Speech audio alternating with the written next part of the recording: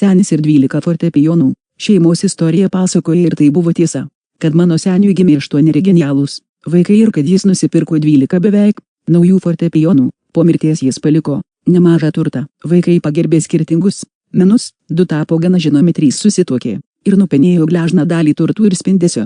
6 buvo koncertuojanti pianistė. Ji turėjo reikšmingą karjerą, nešiojo pakirptus plaukus ir vaikščiojo kaip vyras. Ar taip girdėjau, kai laužiausi į lenktyninę mašiną, įtylęs vingiuojančių Nürburgringo trasos šnekas.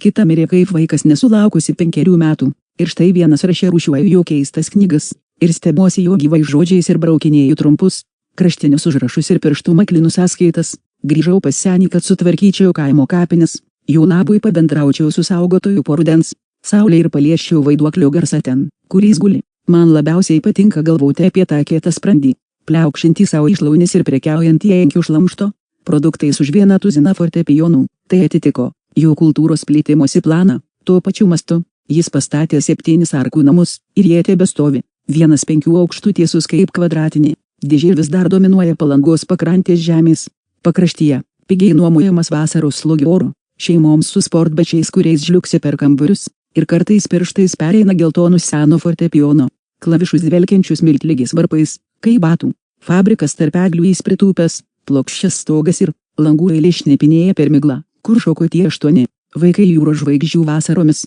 kur 36 pušys dūsavo. Tas barzdotas senis ėjo milžiniškais žingsniais ir dosniai dalijo savo širdies dovanas. Grįžau pas senį dėl jo susimastyti besilenkiančių ant kapio, suabejojęs šiuo atminties sumažėjimu ir prisiminęs, kad reikia pamaitinti vaikų numylėtą senutę savo kruopščiai supjaustytų kaimiškų pyrago gabalu.